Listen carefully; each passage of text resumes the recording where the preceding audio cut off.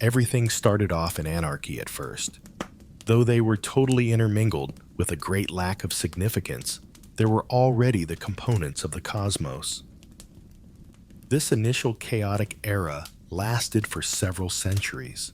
Emerging from this primordial anarchy, Gaia, the Mother Earth, was a deity distinguished mostly by her great fecundity. Our globe was born from the goddess Gaia, who also symbolized all the earth that enveloped it. She produced various primordial gods, including Aureus, the mountain deity, and Pontus, the god of the sea. Gaia nursed the god Uranus, a great entity who would personify heaven and rule over all things. Gaia made Uranus his wife. Nyx, the goddess of the night, also materialized from anarchy during the evening. Every day she sailed over the skies, her black mountain engulfing them. Uranus and Gaia reunited at evening. The results of this marriage started to hatch soon. The goddess produced terrible-looking creatures, such the Cyclops, strong one-eyed beings, and hecatoncheirous monsters with 100 arms and numerous heads. A new generation of gods, strong creatures known as Titans, sprang from Uranus and Gaia also. The celestial deity acted since he started to worry being dethroned by the strong children he had produced. Uranus sent all of his offspring into Tartarus, a black hole in the ground. Appalled, the Titans tried to flee by violently smashing Tartarus's walls. Their prison was Gaia's womb. The uprising of these strong animals caused great suffering in their mother, who felt horrible pangs. Unable to tolerate such scenario, Gaia resolved to plot against her husband. Except for Kronos, the most aspirational Titan, who felt he could complete the mission, the goddess begged one of her offspring to destroy Uranus. All the Titans declined. Kronos grabbed a diamond-made scythe and headed skyward with that weapon. Kronos discovered the highest deity napping on a cloud in Uranus's heavenly home. The Titan castrated his father with a clean strike on his sickle. The wail of suffering of Uranus permeated the cosmos. The sky were stained brilliant red Uranus's blood. After Uranus's testicles were tossed into the sea, numerous gods surfaced with their ability for fertilizing. Kronos joyfully got back and released his brothers who were imprisoned. Celebrated as the great hero of the revolution, he was also the new supreme king of the universe. Kronos thought the hecatoncheirous and the Cyclops were highly dangerous, hence he did not liberate them either. Still living in Tartarus were they, visited by his father. Spectre, following the feast, the newly ruler was informed of a horrible prophecy. Like his father, who had been dethroned by a notorious descendant Kronos, would likewise lose the highest throne, toppled by his own son in a horrible conclusion. After overthrowing his father and freeing the Titans, Kronos ruled supremely over the earth. Kronos started a despotic rule over the planet, much like his father, the deity Uranus. The Titans helped him to have no rival. Though supremely powerful, the Titan lived tortured by the curse his father set, stating that one of his sons would be in charge of his fall. Kronos was prepared to go to any lengths to stop that result. The sovereign was wed to Titanidea, a god loved and revered by everybody. Soon after having her first daughter, the queen of the Titans awakened in Kronos his most terrible side. Rhea produced a fresh type of deity that seemed better than the last generation. One of the most affectionate gods, ever the Titan begged to hold his first daughter Hestia. But to the little youngster, Kronos glimpsed his awful future. A horrible instinct drove the Titan to eat his daughter. From the arms of their mother, who desperately strove to stop the tyrant from consuming one more of her children, Kronos would take the babies. She pled ineffectively, but she could not change the Titan's stony heart. The youngsters ate one after the other, sequentially. Rhea told herself, though, she wouldn't let that monster eat another of her children. Once more pregnant, the queen devised a scheme to keep her infant safe from her horrible husband. Rhea decided to give birth away from Kronos, hence she would hide in a cave on the island of Crete. She delivered a stunning child with extraordinary force. Rhea thought her son, who took the name Zeus, had a magnificent future, spun by the ladies of fate. Rhea placed her kid in the nymphs and cherubins' care. They pounded their shields hard to silence the strong wail of the heavenly newborn. The queen brought a stone to her spouse after cloaching it in a cloak. Ready to eat another kid, Kronos was waiting for her and got the bogus infant Rhea delivered. Kronos swallowed the stone without blinking while the queen sobbed on the ground. But this time, the tears were of feeling in saving her son's life, not of sorrow. Zeus was nursed on the island of Crete on the milk of the Amalthea goat, which daily strengthened him. A strong eagle, which would become Zeus's holy bird, told him of all that was happening throughout the planet. Growing into a strong god, prepared to fulfill his destiny, he became. Zeus was visited unexpectedly as an adult by Métis, a knowledgeable god who bestowed upon him a gift fit for his path. Metis told Zeus his sibling's dreadful fate imprisoned in the Titan's stomach. Zeus may release the other gods, though, with a potion. Under disguise, Zeus visited Mount Orthrus, the giant fortification. Offering Kronos the potion, he assured him it would be a delicious delicacy. Kronos felt unbeatable and thought no one would try to arrange something against him. He thus approved of the potion. The Titan drank every taste sensation variation of the fluid, but Kronos started to feel sick very soon. The great giant vomited all of his children: Hestia, Hera, Demeter, Hades, Poseidon. They were grown-ups already, and they yearned for retribution. Kronos also puked the stone that misled him. Zeus organized a rebellion with his brothers at side that would decide the course of the cosmos. Zeus led his brothers to the highest mountain in Greece, Mount Olympus, following the release of his kin from the stomach of giant Kronos. There would be created the headquarters of the rebel gods who would oppose the tyranny of the Titans. The Titanomachy, better known as the War of the Titans, sprang from this revolt. Kronos called all of his giant friends to the major fight from his throne on Mount Othrys. Leading the assaults against the Olympic gods, Kronos' army consisted generally in the giant Atlas. The battlefield between the gods' army and the Titans in the Thessaly area was its plains. The giants' great physical force started them to impose themselves on the gods. Knowing the might of the Titan army, Zeus set out searching Tartarus for reinforcements. He released the odd one-eyed species called Cyclops. These, in a thank you, created strong weapons for the gods. Zeus got his famed and strong lightning bolt. Poseidon was given a magnificent trident able to produce earthquakes and tsunamis. Hades the helm of fear, giving him invisibility. The gods faced the great giants with the new weaponry. The armies of Kronos hurled huge mountains upon the gods. Full of fierce hand-to-hand fighting, as the scale seemed to tilt toward the Titans, the struggle between the gods and the Titans lasted over 10 years. Zeus chose to release the terrifying hecatoncheires of Tartarus giants with 100 arms and 50 heads. The fight was significantly impacted by the horrible animals. When the army of Titans fell upon the hideous species, they went crazy. Zeus collected all his strength to provide his most powerful lightning bolt even more vitality. Kronos' skull hit this, and the knock rocked the planet.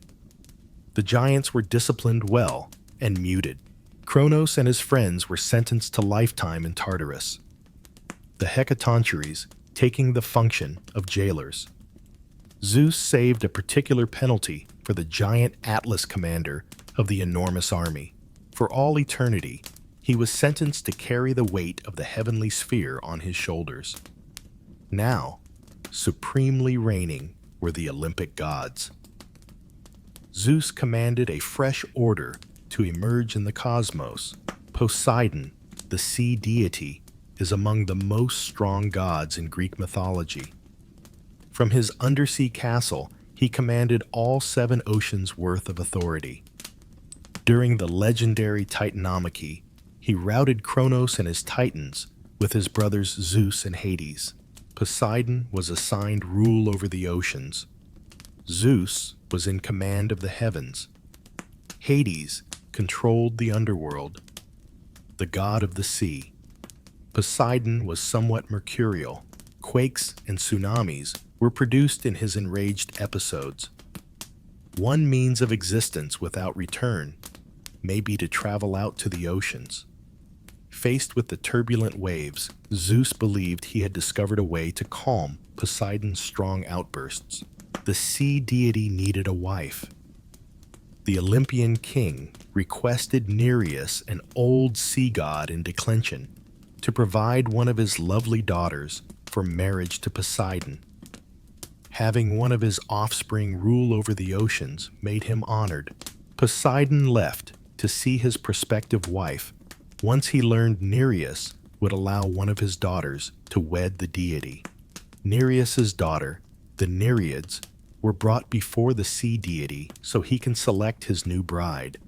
Though the Nereids were beautiful water nymphs, one female especially drew Poseidon's eye. Amphitrite was her name. Among the rest, her black hair, like the darkness, distinguished her. The deity knew beforehand who his next wife would be when he saw her. To wed the gorgeous sea nymph, the deity sailed forth boldly, and with a pornographic glance in his eyes. Poseidon's effort turned off the naive mermaid, though, and she ran into the ocean's depths, into darkness. Poseidon, therefore, looks the whole ocean for Amphitrite in vain. The disillusionment and romanticism drove the deity even further into hostility. Now, Zeus was restless about the whole matter and pushed mother of Amphitrite Doris to disclose the location of her daughter. She said the whereabouts of her daughter without any other choice. Afraid of scaring the nymph once more, Poseidon sent his devoted dolphin to persuade the Nereid to see him. Reluctant to the claims of such a beautiful creature, Amphitrite chose to go back and provide the god of the seas some action. Eventually, the mermaid would rise to be the new seaside queen. Delph and the dolphin was fashioned into a constellation in expectation of her serving to Poseidon. Triton, a deity half man, half fish, sprang from the marriage of Poseidon and Amphitrite. Becoming Poseidon's heir, he would act as his messenger. Zeus's plan evidently worked. The oceans become calmer and less hazardous. Still, not even all the beauty of his wife was powerful enough to restrain the ruler of the ocean's terrible anger. The earth was governed at first by the Titans, strong beings descended from the primordial gods. Among them was Prometheus, a divinity as ancient as time itself, who could see ahead. During the Titanomachy, the major conflict between gods and titans for ultimate authority, the Titan foresaw the triumph of the Olympic gods over the Titans. He fled from Tartarus together with the other giants and did not oppose Zeus during the war. Zeus gave Prometheus and his brother Epimetheus instructions to build and colonize the ground with the most varied species when the fight came to stop. The Titans had enough of raw materials. Prometheus oversaw manufacturing, while Epimetheus was creating every type of creature. Every animal had a gift. The elephant was given great strength. The birds were given their capacity to fly, and the talents were shared fairly. Man was reserved for last. They yearned for something unique, but they discovered that all skills had previously been ascribed to the other animals once man was fashioned from clay. Prometheus turned his creations before the goddess Athena. The craftsmanship of the Titan amazed her. Hence she chooses to bless it with the heavenly breath. This is the way humans arrived. Prometheus nevertheless did not find the outcome satisfactory. Man aspired to stand out among all the creatures. He was simply a better monkey, smarter. Man lived in caves, dodged every type of animal, ate fruit that dropped on the ground, hated and feared darkness. Prometheus should bring fire to man, Athena tells him. The Titan proceeded to Helios's vehicle, which was awaiting a fresh dawn as the sun sank. Prometheus lighted the torch destined for humanity. Man began to evolve fast with fire. Man started to rule nature, and tools and weapons were developed. Prometheus felt delighted at last. He was the decent builder of mankind. Zeus decided that giving sacrifices would glorify the gods after seeing this new species blossom. Prometheus intervened nonetheless on behalf of mankind to stop his invention from being used. Prometheus was quite intelligent and sought to fool the deity on behalf of humanity. Prometheus sought a bull for sacrifice to the gods. The sacrifice would produce 2 piles out of its products. One was smaller, but covered by the animal's skin had the greatest meats. Although it was smaller, the other pile consisted entirely of entrails and bones. These presented appealing as they were wrapped in fat. Prometheus was clever enough to know that man would receive the best half, while Zeus would select the larger amount out of ambition. Furthermore, he was correct. Knowing he had been duped, Zeus was enraged with those who had misled him and resolved to remove the fire from human hands. People started to regress without the fire. They could no longer prepare their meal.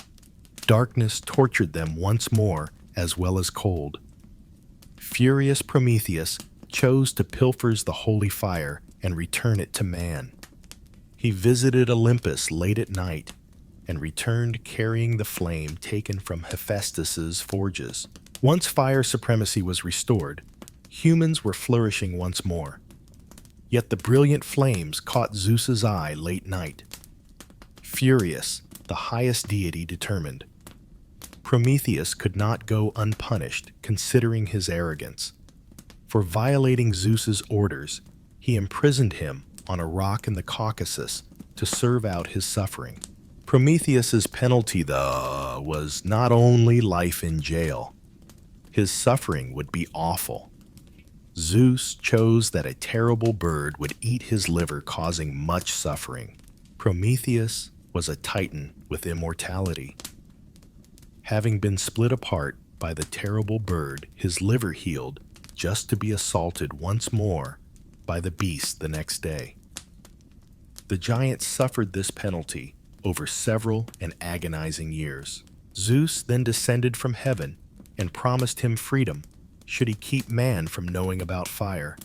Prometheus turned down the god's gift, as he was a benefactor to mankind and chose to give his life for his creation. Prometheus's suffering, hence, would enable mankind to flourish. Prometheus and Epimetheus, the giants, helped to create man at the dawn of existence. Prometheus pledged to steal the holy fire from the gods and provide it to mankind in order to help his creation grow. The giant understood he would not be forgiven from such a crime. Either sooner or later, the gods would punish him. He cautioned his beloved brother Epimetheus, knowing that his brothers and humanity's fate were under jeopardy as well. His sorrow would not be sufficient to calm Zeus's fury. Whatever may happen, never ever take any gifts from the gods. That makes our creation safe. Epimetheus promised him he would not accept any gift from the gods, and gratefully accepted the advice. Like Prometheus had foreseen, Zeus developed a scheme against Epimetheus and humanity. Hephaestus was told by the highest god to raise the first woman. The clever deity produced the most elegant of beings. She was met the gods who bestow upon her many talents. Aphrodite offered her unmatched beauty. Hermes bestowed upon her words power. Her chariots wore diamonds and robes. Pandora became a beautiful being. Zeus gave Hermes orders to present Pandora as a gift to Epimetheus. First, he presented her a lovely box and advised her to take this gift from me and present it to males. However, under no circumstances should she open it. Then, Pandora was brought to Epimetheus. The child's unearthable beauty so blinded him that he forgot his brother's counsel never to take any gift from the gods. Epimetheus sent Pandora inside his royal chamber. She stood there, appreciating the exquisite box she had brought as a godsend present. Since the box itself was already beautiful, Pandora questioned what type of present would be within. She chose to investigate inside, as she couldn't control her interest.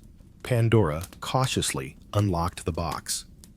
The young innocent woman was not sure what was ahead. A dark mist emerged from the box as Pandora was driven away by a strong pressure.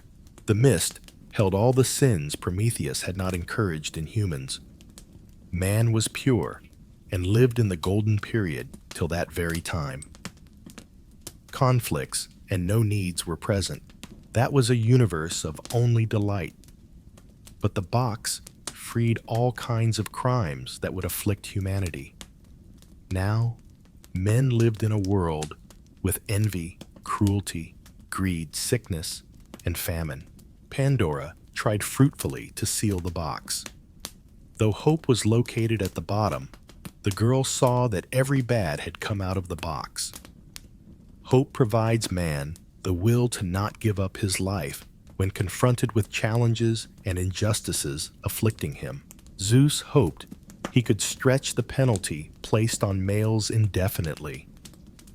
Zeus, the highest deity of Olympus, entrenched himself as the absolute master of the cosmos at the dawn of time. But Zeus had another wife before he crowned the goddess Hera, his queen. There was a goddess as intelligent as she was gorgeous. Her moniker was Metis.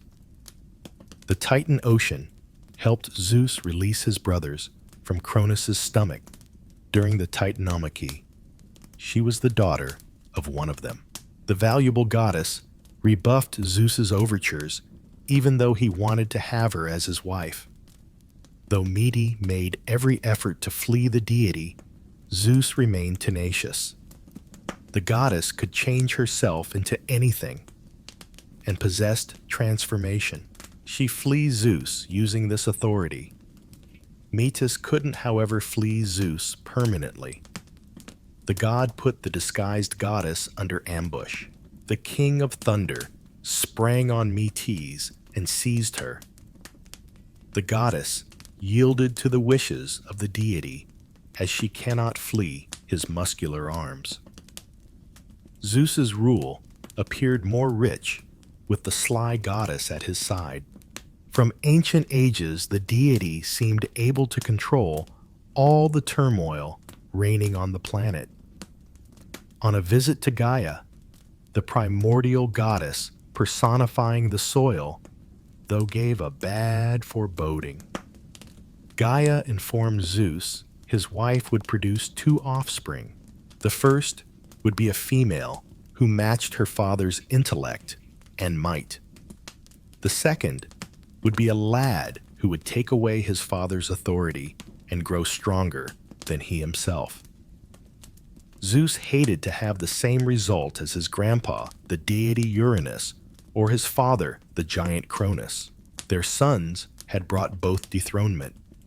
But driven by his father, Zeus developed a scheme to stop the omen from materializing. Zeus ordered Metis to change into a drop of water so he can taste her metamorphic ability. To prevent his wife from bearing the creature meant to overthrow Zeus, the deity ate her.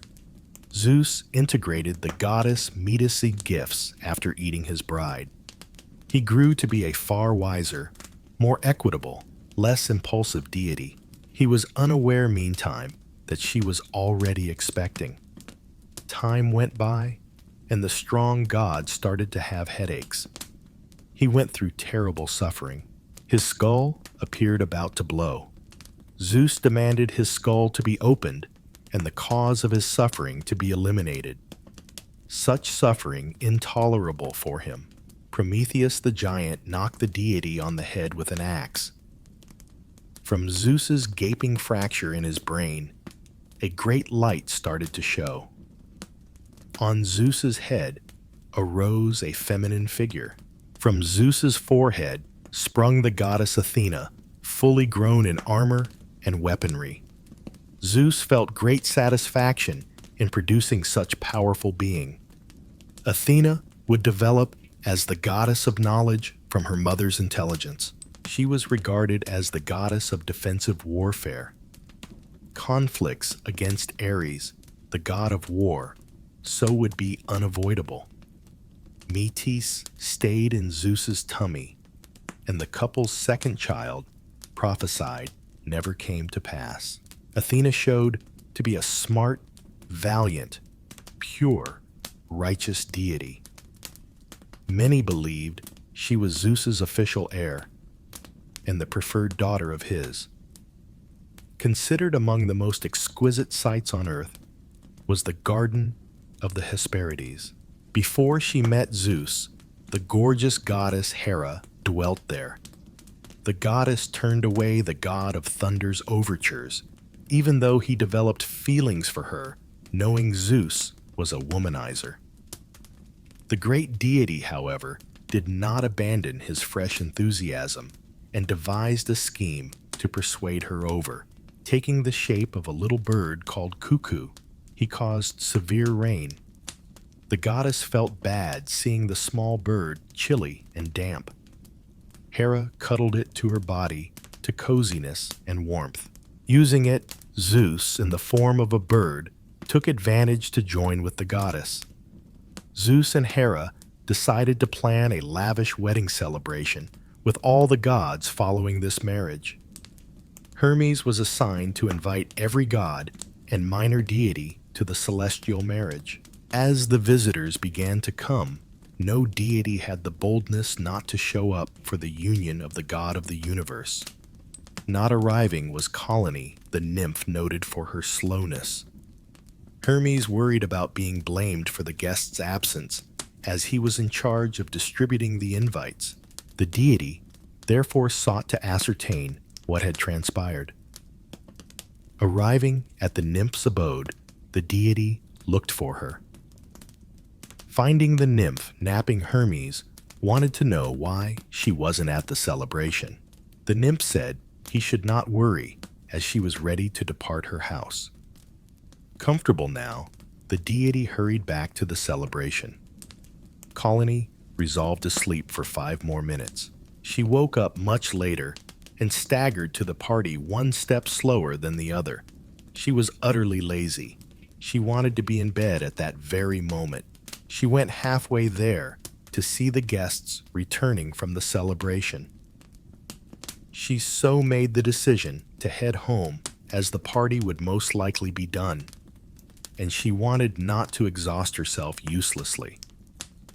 As Hermes foresaw, he was finally blamed for the departure of the nymph. Zeus and Hera disagreed that Colony could act disrespectfully in that manner. Furious over his conviction, Hermes once more made the decision to visit Colony. Floating in the lagoon in front of her house, Colony was in one of her usual sleeping times. In such situation, Hermes was enraged. Rising Colony's house from the earth, he intended to punish the lazy nymph. "You despise to be apart from your much-cherished house, don't you? You will so have to take it wherever you choose to go from now on." The deity tossed the house over the nymph, which drifted over the sea. Colony developed following the crash, looking like a reptile. The nymph was punished. She would thus have to carry the home on her back. Her slowness and sloth, however, never changed. At last, pregnant with Zeus's child, Hera, the queen of the Olympian gods, was enthusiastic. The goddess visualized the beauty of her son. Given he would be the son of the king and queen of heaven, her hopes were rather high. Still, the infant was not what she had pictured. She was repulsed when she first saw her son. With tough features and black skin covered in soot, he was a hairy newborn that grew even more ugly as he sobbed. From the pinnacle of Olympus, the enraged goddess tossed him into the sea, saying he was not her son. Though he survived, the small deity slammed fiercely into the sea. Still, he was disabled and hobbled throughout his life. Unlike the goddess, Hera Hephaestus was saved by the oceanside Thetis, who fast grew hooked to the kid. He grew up playing among volcanoes on the island of Lemnos, which Thetis brought him. Hephaestus grew to be an unmatched metallurgical artist from early years. He fashioned the most gorgeous jewelry and the most powerful weaponry using the fire of the volcanoes. Coming of age, the deity chose to travel back to Olympus. For his own mother, the goddess Hera, he had created an exquisite golden throne. Hera shivered down her spine as she saw her unusual kid back off. She soon forgot her pain, though, as she laid eyes on the throne he carried. The present delighted her, and she couldn't wait to try it on. The throne was comfy, gorgeous, and holy. She discovered she was chained to the throne when she tried to rise up, though, and no one else was able to release her save Hephaestus, who understood the key to doing so. He insisted nonetheless that her mother and the court of Olympus treat him with respect and welcome him back into Olympus in order to rescue her. Ashamed, the goddess answered the demand and was set free. She started to treat him with the right respect. Finally, Hephaestus asked one more request that startled everyone around. Permission to wed Aphrodite, the most beautiful of the deities he sought. Zeus came to see that Aphrodite set the others of Olympus ablaze with desire based on her great beauty. Either sooner or later, conflicts would surface. To prevent future strife, Zeus so pushed Aphrodite to wed Hephaestus, even without consulting her. The youthful Hephaestus developed into a revered great divinity. The deity was a superb blacksmith. Among his best pieces were the Eros bow and arrow, Achilles' armor, and Hermes' sandals. He was a divinely gifted artist. High on Olympus, Hera was angry. She had lately learned that her husband Zeus was carrying the goddess Leto. Furious, the goddess barred Leto from delivering her baby somewhere on solid ground. No ground covered the expecting goddess. Feeling the pangs of labor, she roamed for a long while without any aim. She suddenly discovered Delos, the floating island. The prohibition of the queen of the gods did not encompass this island, since it is not connected to the earth. Leto managed to deliver her baby there. She was shocked to find she had two rather than one kid. First, Artemis came into birth, then Apollo. Apollo was the ideal portrayal of the sun, beautiful and blonde. Artemis looked like the moon-white skin and black hair. The black hair stood for the evening she was surrounded with. Learning about the birth of Leto's offspring, the goddess Hera went wild and chose to send the serpent Python to hunt and eat the babies. Aiming to eat mother and children, the goddess Leto roamed the planet, escaping the snake that followed them. She once came upon a little pond after her little children were parched. Rude villagers on the riverside strongly forbid the goddess and her offspring from drinking water. The villagers churned the pond's bottom with their boots to stop her. This mixed the muck with the water, therefore preventing drunkenness. Driven by wrath, Leto transformed the peasants into frogs and had them spend their whole lives screeching about the pond. As the tiny gods grew older, Zeus presented them exceedingly strong bows, created specifically for them by Hephaestus. The proposition captured Artemis's attention, and she started hunting her life. She became the hunt's goddess. With his strong bow in hand, Apollo could only think of one thing: exacting retribution on the snake that had been tormenting his mother for so long. Zeus instructed his son on the location of the beast's den. Then he went to slay it.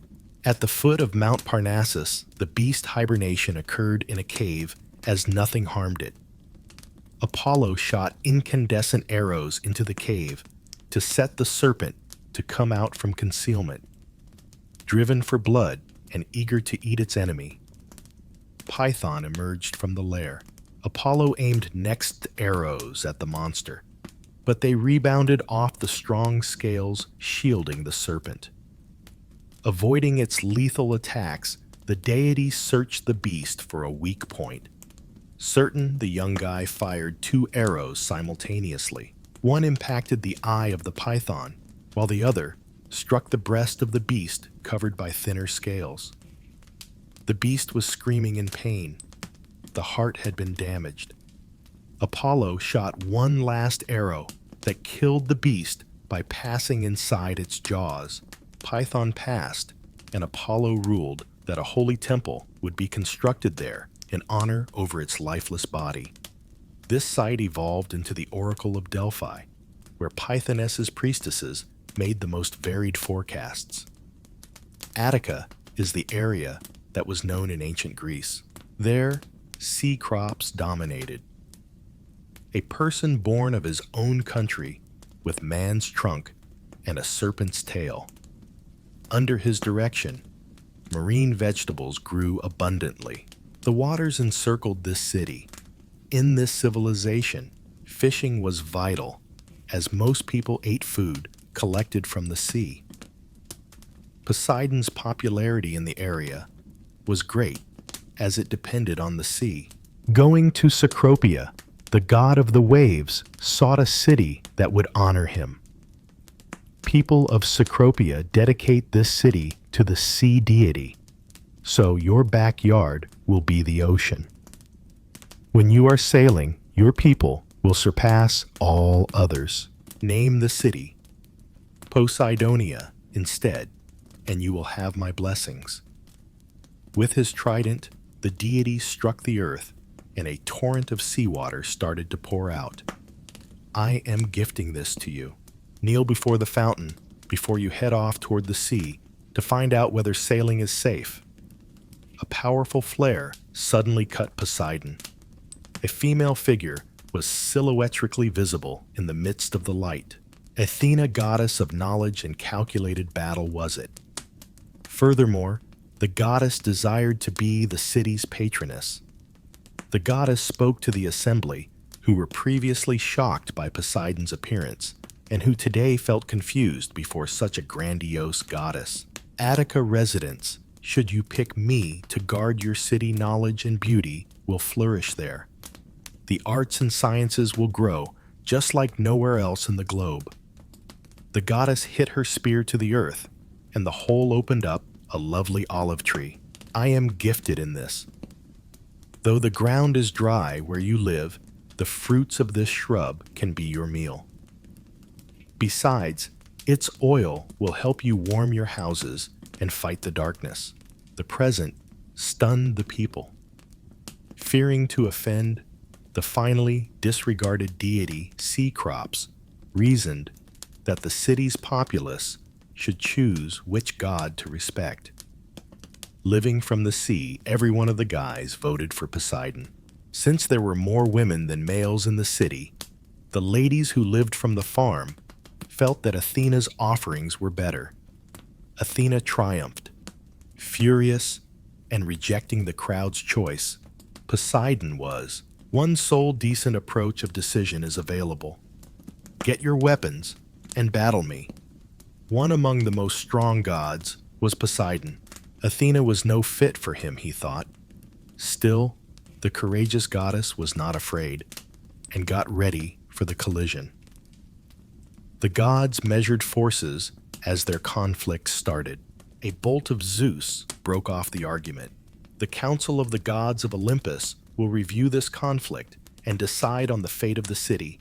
The gods convened on Mount Olympus to arbitrate the conflict between Poseidon and Athena. Head of the conference, Zeus let the other gods choose the topic. Every male deity cast a vote for Poseidon. Every goddess voted for Athena. Zeus refrained as chairman of the board, and Athena emerged with just one vote of difference. And thus the historic city of Cecropia evolved as Athens. On top of the Acropolis, a stunning temple was constructed in respect of the goddess. But Poseidon's wrath made Athenian life challenging. At sea, they were no longer welcome. The worried people visited the Oracle of Delphi. According to the Pythia, punishing Athena's women would help to lessen Poseidon's wrath. Every Athenian woman forfeited her right to vote in order to atone with the deity. At Cape Sunion, a magnificent temple honoring the deity was constructed in order to close the peace between Athena and Poseidon. The deity was magnificous and pardoned the Athenian people, therefore enabling the city to retain the gift from him. Therefore, in Greece, a city developed that would be unique among others. Athenian women did not regain their ability to vote hundreds of years later. The sea around Cyprus was becoming calmer, apparently preparing for the lovely spectacle about to take place. Rising from the sea, the one judged most beautiful among all the goddesses began to show herself. Daughter of Uranus, the god who had formerly ruled over the planet Aphrodite, the goddess of beauty and love, materialized upon a shell. She came under public attention after she reached Mount Olympus. The new arrival thrilled the gods since it enhanced the great dwelling of them even more. Such beauty would be the cause of conflict and discord, Zeus saw. After all, Aphrodite woke the gods from sheer jealousy and strong desire. Zeus chose to bring the most beautiful goddess, Aphrodite, together with Hephaestus, a rustic-looking god, to prevent anarchy. Aphrodite joined the god of the forges and turned herself toward the will of the ultimate deity. Hephaestus was charming to his wife, despite his austere look. His skills produced and covered his bride with the most exquisite gems. But the blacksmith god vanished constantly as he worked in his forge on the Etna volcano for long periods of time. The goddess of love battled loneliness in the meanwhile. Another deity with negative repute was Ares, the god of battle. While the gods rejected him, his unquenchable flashes of wrath and appetite for murder made him a much feared person by mankind. Not even Zeus, his father, felt a pity for the god of war. His favorite goddess of knowledge and strategic warfare is Athena. One goddess, however, neglected to object to the god of war's careless attitude and bad boy behavior. She went by Aphrodite. Ares was shockingly attractive and possessed a superb athletic physique. This stood in contrast to the god Hephaestus, a handicapped and rough-looking divinity who dropped from Olympus while still a newborn. Aphrodite yearned for anything else than that alone. It was when Ares, having returned from yet another one of his wars, arrived, and the fiery goddess of love heard. She got shivers staring at that gorgeous, blood-drenched deity and offered herself right away to tidy all that blood. Ares let out a startled gasp. Not one Olympus citizen gave him the least respect for a very long time. Starting her seduction ritual, the implying Aphrodite against the powers of love, poor Ares had no chance. Hidden the gods had a night of hot love. From that day on, Ares visited Aphrodite on her marital bed whenever Hephaestus left for work.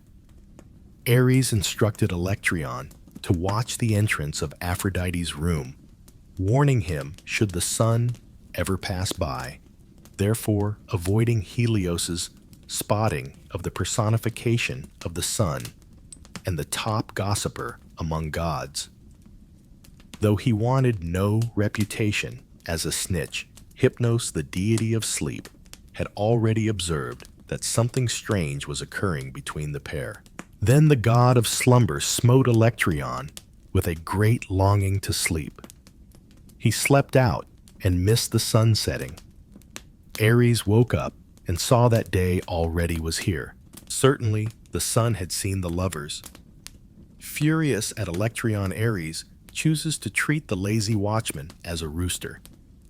From that day forward, Electron never ceased yelling immediately before the sun rose.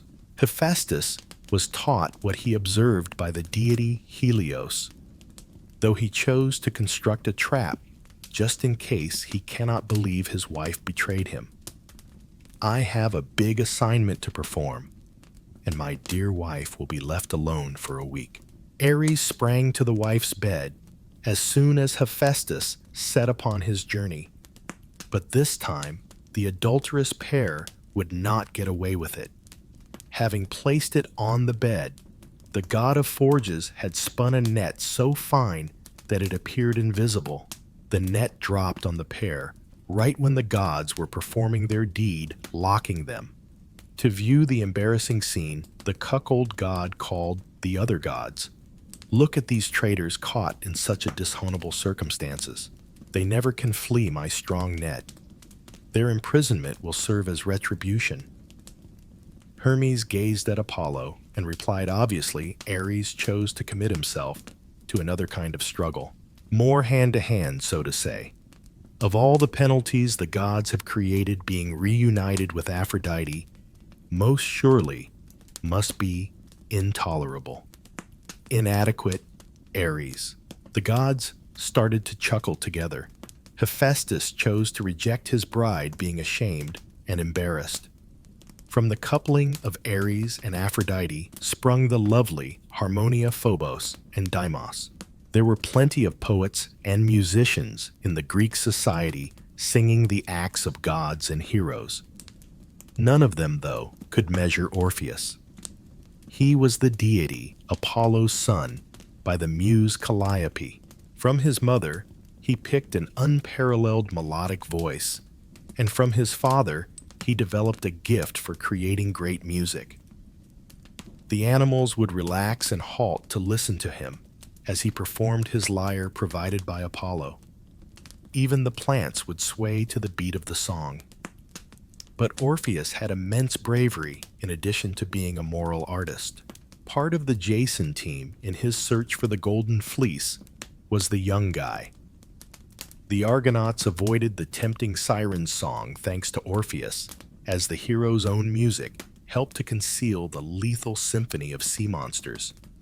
Orpheus encountered the lovely Eurydice, fell in love, and came back from the trip. The largest enthusiast of Orpheus's songs was Eurydice. The young woman's love of the songs often made him envious of his own works. Dark omens directed the pair toward a stormy future suggested by their marriage. Still, the pair chose to spend their days as best they could. One day, Eurydice was strolling across the fields when she came upon the beekeeper, Aristaeus. The young woman escaped the guy seeking her rape, but she met her terrible end. A snake injured the poor girl on her flight over the grass. Eurydice dropped to the ground without moving many steps. Hearing the news, Orpheus hurried to see his sweetheart. Before leaving for the land of Hades, the young woman passed death in the arms of her boyfriend.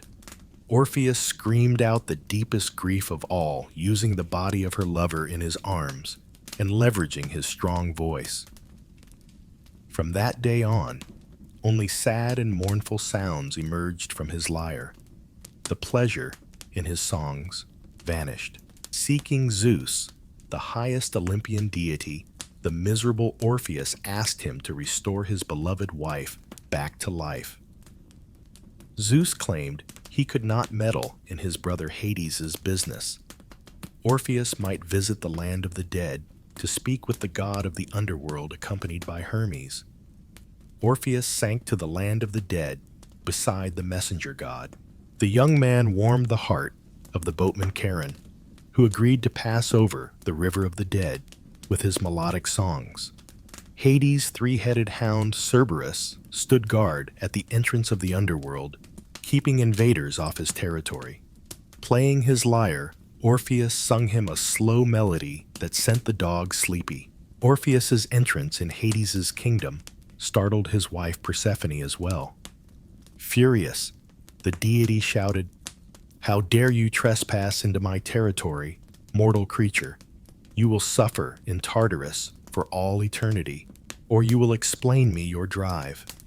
I'm pleading you to let me go back to live in the world beside my darling Eurydice." Orpheus sung a mournful tune, and everyone sensed the boy's suffering rather strongly. The world of the dead halted to hear Orpheus play his lyre. Stopped moving, his stone Sisyphus momentarily forgot to punish thieves and sinners. Orpheus startled all of them. The melody of Orpheus stirred Hades to the extent of causing an iron rip. Hades wanted Eurydice to be brought to their presence, but Queen Persephone intervened for Orpheus. Everyone saw the couple's reunion. Hades stated then, "You two are free to depart, but you have to move forward. Eurydice will follow directly after you. Under no circumstances may you turn around. You will therefore lose her once again otherwise." From the earth up, a black road opened up to the surface, and the pair headed toward the land of the living. Concerned, Orpheus went all the way back, not knowing if Eurydice could keep up with him. Orpheus lost control and turned around to make sure his sweetheart was there, when the sunshine was already striking his eyes nearly at the end of the tunnel. Eurydice, however, was dragged back into the realm of the dead at exactly that precise time. Still trying to clutch the hand of his sweetheart Orpheus was too late. Desperate and yearning to get back into the underworld, Orpheus' desired Hermes stopped him. The barren Orpheus plunged into a horrible despair, and his song never delighted once more.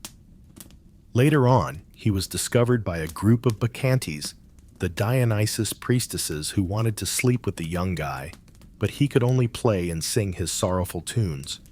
Furious, the Bacchantes flung stones at Orpheus, but his song avoided them.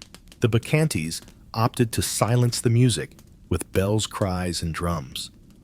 The Bacchantes slaughtered and pierced Orpheus, no longer under cover from the music. His bones and his lyre were dumped into the river. The horrified muses praised him by arranging his exquisite lyre like a constellation. Though his demise was sorrowful, Orpheus's spirit was free to meet his lover Eurydice in the Champs-Élysées. The deity Dionysus searched far-off Phrygia for his devoted drinking friend Selinus, but could not find him. He served also as the foster parent and master of the deity. Considered a sage, Selinus gave his greatest lectures intoxicated and developed the ability of prophecy.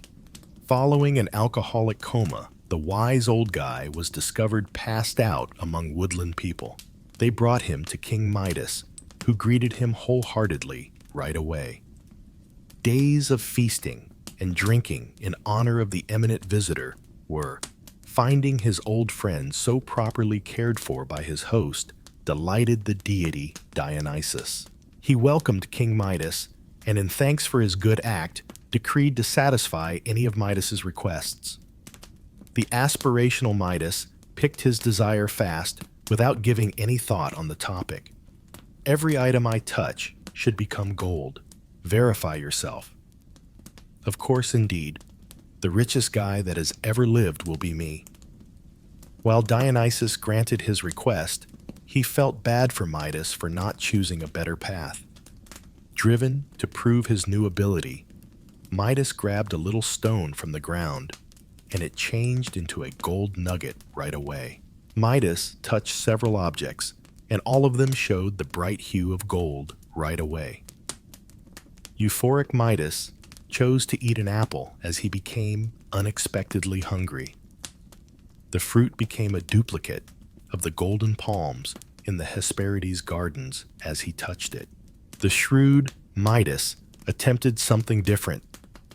Soon golden, he grabbed a fork and put it into a slice of bread. The king took the fork to his lips, and trying to bite into it, he felt his teeth break, as the bread had also turned gold. What the monarch had considered as a gift turned out to be a curse. Midas sank in tears on the dining table, as he knew his death was certain. He would die fast without nourishment. Arriving at the palace, the king's daughter saw her father sobbing on the table. She reached for her father's hand in trying to comfort him, looking in horror at his daughter, who had become a gold statue Midas. Desperate, he knelt and begged the god Dionysus to take off his evil authority. Midas had no intention of hurting his daughter or him. Therefore, the deity pitying him. Already on the river, Pactolus, Dionysus begged the king to dip into its waters and to implore that the power of his touch be taken away. Midas bathed in the rivers, and the riverbed became coated with a golden sand, and the scales of the fish also started to gleam like gold. The king had at last released the curse. His daughter included. Everything he touched came back to normal. Following this tragedy, Midas renounced all riches and fled into the company of Pan to dwell modestly in the fields and woodlands. Since the Olympian gods had imprisoned the Titans in Tartarus Gaia, the Earth Mother, nevertheless, harbored great bitterness against them. After his castration, the Earth Mother created a strong progeny from Uranus's blood spilled. We came to recognize these very powerful entities as the giants, comprising 24 giants. Their only goal was to depose Mount Olympus's gods. To meet these terrible foes, the Olympian gods united. They battled to save the planet from spiraling back into anarchy and to protect the new cosmic order. The battle between gods and giants started, but the gods appeared helpless, as even their strongest strikes could not stop the giants. The goddess Hera foresaw just one approach to subdue the giants. She was horrified to learn from the prophecy that a strong mortal wearing lion skin would be the only one able to win for the gods. One individual on Earth suited that description exactly. Hercules' name was Hercules. Zeus gave Athena orders to search for Hercules so he can join the Olympian gods. If the great giants were in touch with the ground where they had been born close to Thrace, and they started to stack enormous stones, attempting to reach the celestial dwelling, they would still be invincible. But the giants were startled by a terrible roar as they were focused on safeguarding their construction. They left without looking back, but they were unaware that it was simply the cries of Silenus's donkey prompting his student Dionysus to join the fight. Silenus pursued the giants mounted on his esteemed beast with the wild bravery only a thoroughly drunk person possesses. On a white horse, he felt as a paladin. Understanding they had been duped, the giants reorganized and came back to battle. Still, the coming of the hero. Hercules depended critically on the time Silenus acquired. With one of his arrows, Hercules shot down a giant, but the ground gave the creature fresh life as it dropped. The gods understood they would have to entice the giants from their own country, as only then could they be vanquished. Hercules, the strong bear hug giver, carried him to another land where he slew him with his club. An arrow from Eros struck the enormous Porphyrion as he sought to assault the goddess Hera. The giant persisted in his onslaught, despite his wounded, but now he was driven just by passion. Jealous Zeus smote the beast with one of his strongest thunderbolts. The deity Ares, meantime, battled valiantly against the giants, but came down on his knees. But Apollo and Hercules saved him. They, with their bows, struck down another monster. The gods undermined the giants, getting them ready for Hercules to strike the last blow, and one after the other, they collapsed. With his Tharsis strokes, Dionysus toppled the giants. Hecate burned them with her fires. Athena hurled a large boulder at the massive Enceladus, who was trying to flee across the sea. On the Italian peninsula, this massive boulder developed into the island of Sicily. Hades took part in the fight, also lending Hermes the invisibility helmet with his fork. Now invisible, the latter dashed fast past the giants, using his caduceus to strike blows. Having Nike, the goddess of success, at his side, Zeus finally marched triumphantly in his chariot over the dead giants. Hercules the warrior got much honors. The giants would have plunged the earth back into anarchy without him. Within Tyre's Phoenician Empire was a beautiful princess. Europa was her name. King Agenor, sprung from the finest Egyptian royalty, was her father. The king handed his lovely daughter a magnificent gown. It belonged to Libya, the nymph her mother received as a gift from her lover Poseidon. Wearing the garment created by the gods, the small girl shone brilliantly, so much so that Zeus on Olympus noticed her attractiveness. The princess dreamed strangely late at night. Fighting were two wonderful women. One seemed Eastern, the other Western. Europa would become owned by the winner. Emerging the winner was the West-looking woman. She spoke to the little Europa and said one day she would be snatched away to a far-off place to be handed to Zeus, though she wondered if what had transpired was either a dream or a real prophecy. Europa awakened, terrified, unaware that Zeus, driven with passion, was watching her. The princess strolled by the shore in the morning with her companions.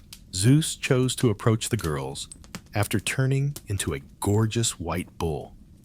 They came up to him after noticing the amazing animal right away. The white bull smelled pleasant and looked to be mild. Europa and her pals started to stroke its velvety hide and marveled at such a lovely bull. Although the dashing Princess Europa was faster, one of the little ladies chose to ride on the animal. She rode the bull with her buddies' support. The young ladies were ecstatic and happy, while the bull-shaped Zeus gently guided the princess along the shore. Her companion said she also wanted to ride the animal. Zeus hurried his approach toward the sea. Walking into the water were the bull and the small girl. The animal seemed to surf the waves and swam really brilliantly. The event delighted Europa, but she then became aware the bull was guiding her into the open sea. Fearful, she clutched onto the animal, thinking she would drown. For a protracted while, they both glided across the blue water. It was midnight, and at last the bull guided the small child to dry ground and then disappeared. The tiny girl was terrified as she knew nowhere. Europa was helplessly thinking of ending her life. Then the lovely woman she had fantasized about materialized. She was the goddess Aphrodite, who claimed she had earned the right to have such a lovely young lady in the West during the princess's dream. The child only wanted to know her purpose in being there. The goddess of love warned her she had been abducted by a bovine Zeus. She was not worried, as he intended tremendous honors for the princess's future children and would show much affection to her. Then Zeus materialized and presented himself to the young woman. They were in Crete, the place the great deity had been born, he remarked. But starting that day, the island would belong to Europa's descendants with the deity. Born from the coupling of Zeus and Europa, Rhadamanthus, and Minos was the future mythical ruler of Crete. Europa became everlasting, since her name would be recognized everywhere from all the far-off countries. Originally, from a pretty illustrious family, Minos was sovereignly ruling over the island of Crete. Born of the princess Europa, with Zeus, the king of Olympus, he was turning himself as a white bull. The deity successfully abducted the damsel and transported her to Crete. 3 sons of the marriage Minos, Rhadamanthus, and Sarpedon would inherit Crete. Minos succeeded in defeating his siblings and assumed the throne of Crete for just himself. Situated on a Mediterranean strategic path, the island brought enormous benefits for the monarchy via commerce with several countries. King Minos constructed the magnificent palace of Knossos with his enormous fortune gathered. Daedalus, a renowned Athenian architect and inventor, helped him create his magnificent home. Minos was a contested monarch, even if his country saw great progress during his rule. Minos sought the gods for aid in order to confirm his authority. To demonstrate that the gods were on his side, the monarch asked the god Poseidon to bring him a bull for sacrifice in honor of the sea deity. Poseidon honored the king's wish and rose from the water a splendid white bull, as exquisite as the one Zeus had changed to kidnap Europa. The animal's enormity astounded Minos, who chose to protect it from being sacrificed by breeding it into his herd, therefore producing a breed of outstanding cattle. Rather than the normal bull Poseidon presented, the king decided to offer from his herd. This infuriated the deity of the oceans, who had approved that animal to be offered for his own glory. Poseidon could not let such disrespect of the gods to go unpunished. The deity turned the bull he had given into an enraged and relentless beast. It scared the people and harmed the kingdom of Minos. Still, his retribution was not yet whole. Poseidon set Pusiphae, queen and wife of Minos, in love with the bull with Aphrodite's assistance. The queen sought to approach the gorgeous bull, who turned Pusiphae away. Captivated by her love of the animal, she persuaded Daedalus to assist her in luring the big bull. The clever designer developed an odd concept. He fashioned a copy of a leather and wood cow with a compartment where Pusiphae would be kept.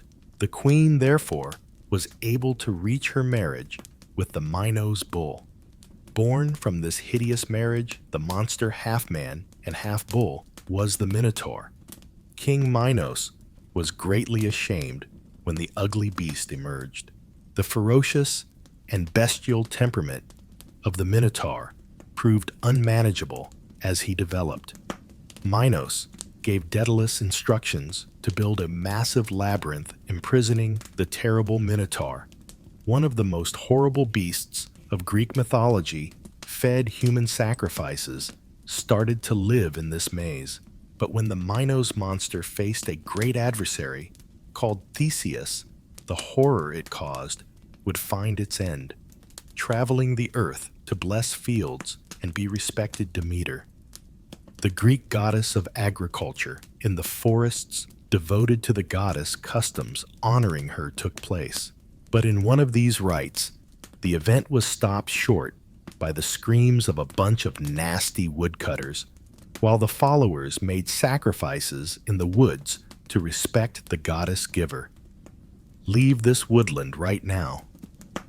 For my new palace, I want that timber.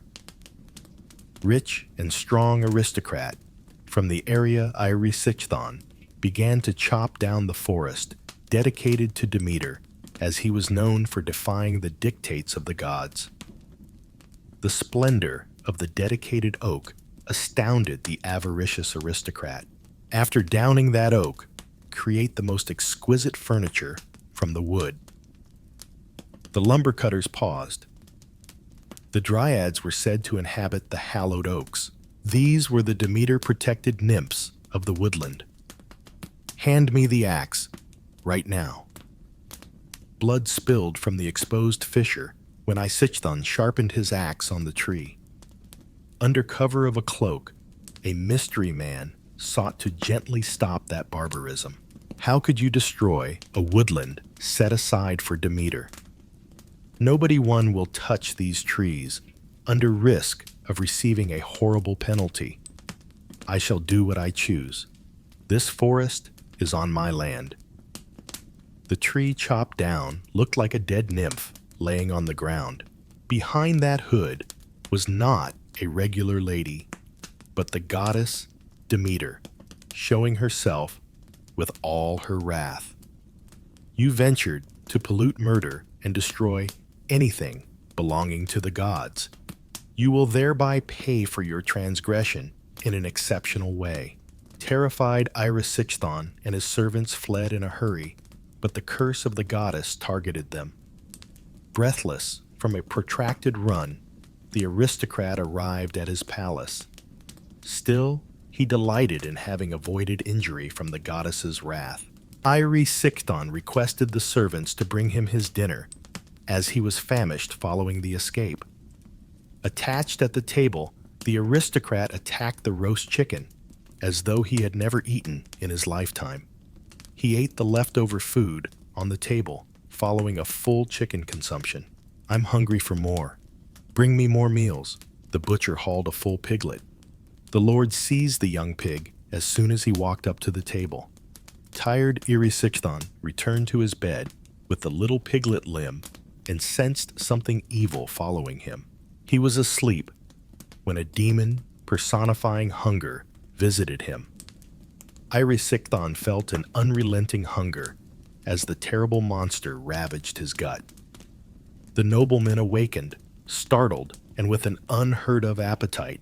To satisfy his appetite, Erysichthon insisted on a big feast. His attendants brought him all the food on hand, but his appetite was not reducing. At every meal he ate, he declared, "I want more." Erysichthon ate all of his sheep and lost his money, buying more and more food. The procedure went on several days. Erysichthon lost his whole riches. I am yearning more. Once among the richest lords in the area, the one was now hungry in the streets begging. His dear daughter sought to assist her father when she discovered him on the streets, but hungry, driven insane, he sold his own daughter as a slave to pay for more food. Erysichthon's daughter begged Poseidon to free her out from prison. The deity changed the young woman into a donkey, and disguised, she managed to flee, ruined and famished. The girl ran across her impoverished father once again. The kind child thought she could assist her father in her equestrian shape. Tears falling, Sichthon saw his daughter's love gaze on that donkey and sobbed, caressing the animal's face, and said, "I'm sorry, daughter of mine, but I want more." Poseidon changed that kind young woman into a butterfly as she felt guilty about her fate. Free, she flew off, never to see her father again. Sichthon went back to the hallowed Demeter woodland, where all had started hungry and without money. The deity turned him aside when he asked for pardon. Desperate for food, the impoverished guy slumped under a tree and started to eat his own foot. He slept using his body as food. He was nowhere left on earth the following morning. Early on, Zeus guided the triumph of the Olympian gods against the Titans during the Titanomachy, the conflict between gods and Titans over world rule. Rising atop Mount Olympus, Zeus became the almighty god commanding rule over the planet. The other gods bowed in admiration when the god lifted his arm to show his strong bolts. Not one deity possessed the same power as Zeus, though not even the goddess could challenge the greatest deity when he was stubborn. Only her wife Zeus was as revered as her husband. Zeus lived adulterous affairs and was not loyal to his wife, even if he loved her. Because of this, Hera and Zeus argue continuously, as the latter is infidelious. Weary of her spouse embarrassing her, the goddess began to scheme against Olympus's king. Sick and weary of Zeus's conceit and egotism were also the other Olympian gods. His will guided and controlled the planet. They resolved under Hera to launch a coup against their king. The gods arrived into the chamber. Zeus slept in a magnificent cradle, with great gold chains created by Hephaestus, Poseidon, and Apollo, grasped the god's arms and shackled him to his bed. Zeus was already paralyzed by the time he observed what was happening. Driven by wrath, the deity sent the most horrible threats, but the other gods ignored him. Their fascination lay more in who would rule the highest throne. Though the throne had numerous suitors, the goddess Hera, queen of Olympus and leader of the rebellion, thought she would be the most fitting occupant. Athena felt herself to be the most elegant and informed. Apollo then thought that only the sun god could illuminate this new cycle, while Poseidon asserted to be the most strong. The only one not running for the post was Hestia, daughter of Nereus. Thetis foresaw a civil war breaking out at Olympus. Only the calm hand of Zeus could prevent the havoc the struggle of brothers against brothers may cause for the earth. The greatest of the Hecatoncheires, Thetis, encountered strong Briareus, a giant with 100 limbs and 50 heads. Briareus went to Olympus and was absolutely faithful to Zeus. In sight of such a thing, the gods were paralyzed. Zeus was imprisoned by shackles, which the Hecatoncheires broke. The ultimate deity shook the entire planet with a great thunder roar. To show their subserviency, the gods involved in the coup put down their weapons. This addressed a part of the gods' wrath. Hera suffered for spearheading the revolt against Zeus. Chained and hanging in the heavens, the goddess was. She stayed in that position until she swore a serious oath that she would never rebel against her husband once more. For Apollo and Poseidon, Zeus had a particular penalty: serving the Trojan king. Laomedon, the gods, were also involved in building the impregnable Trojan fortifications. In the old city of Corinth ruled a fairly sly guy. He went by Sisyphus. He most likely was the brightest man of his day, though not the wisest, the brightest. Direct descendant of Prometheus was Sisyphus. This god paid a great price for the interlude and dared to poke his nose into the affairs of Zeus. Like his Phorbation, Sisyphus chose to meddle in the business of the gods. He knew he might profit from seeing the youthful and attractive Aegina abducted by the eagle-shaped Zeus. Despite his rule over a magnificent city, this city suffered with a drinking water scarcity. The river deity Aesopus, who was very depressed at his daughter's departure, was young Aegina's father, declaring, "I know where your daughter is." Sisyphus went to Aesopus, and this information comes at a price. "I want you to build a spring of water to provide my kingdom." Accepting Sisyphus's invitation, Aesopus produced a spring of the most pure mineral water. Sisyphus told him all he knew, and Aesopus pursued his daughter. King Sisyphus enjoyed himself.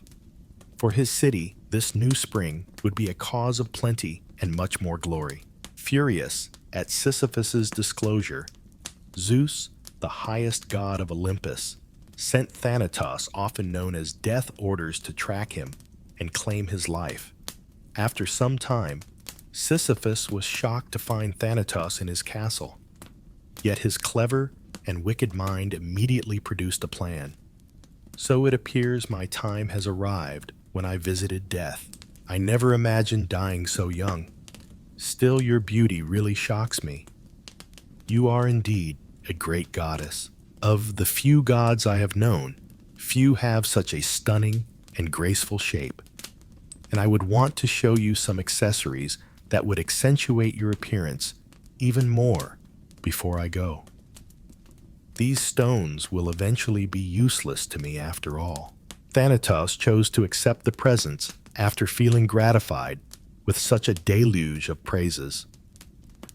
On Thanatos, Sisyphus placed a necklace and 2 silver bracelets. Still, those were more like a collar and shackles. Up to that moment, the Corinthian king accomplished what seemed unworkable. Thanatos turned into his prisoner when he succeeded to cheat death. Time went on, and nobody passed anymore. Hades was no longer attracting fresh subjects for its dominion. There were no more people Charon could carry across the river Acheron. Since nobody died, the conflicts the god Ares set were no more a cause of enjoyment for him. Furious Ares made his way to Corinth. He broke the bonds keeping Thanatos imprisoned by knocking down the palace entrance. Absolute confident of his first target, the god of the dead set out to find King Sisyphus to finish the task Zeus had assigned him. Sisyphus, though, was anticipating something else. Should he die early, he informed his wife she would not call for the royal burial ceremonies. Sisyphus handed himself calmly to Thanatos, who passed death. Already ready to guide him to Hades, the king of the underworld was Charon. Souls previously on Thanatos' list, who just now had been sought, flooded the banks of the river of the dead. He came face to face with the deity of the underworld, who seemed somewhat dissatisfied as he arrived in Hades. Severely chastised by the mighty deity, Sisyphus gave a speech he had previously planned even before he passed death. "Though I know my wrongdoings against you, and the damage I have done, noble ruler of the underworld, that was not my aim. I never would have done if I had realized I would offend the great deity of the dead. Knowing I owe you, I have a plea to make. For a king so important to his people, my demanding wife refused to follow the correct burial customs. That terrible woman threw me aside as though I were only a dog corpse. I hereby ask you to allow me go back to the land of the living for only one day, so that I may exact revenge on my wife and arrange a suitable burial, so respecting the kingdom of the dead. You are authorized to see the realm of the living just one day, but by midnight you will return to my fields." Sisyphus promised his word to return right away. Sisyphus made it back to Corinth. He found his wife there and left with her. He had once more broken death. Now, hidden Sisyphus lived a long life and reached an old age until he came upon his certain death. Once more, his cleverness would not be of use. Hades consigned him to Tartarus when Hades returned to the underworld, where he suffered horribly. From a plain to a hilltop, Sisyphus was obliged to roll a large rock. Every time he approached the summit, the boulder grew terribly heavy and rolled back to the starting place. Sisyphus, then, was sentenced to begin his job for all eternity.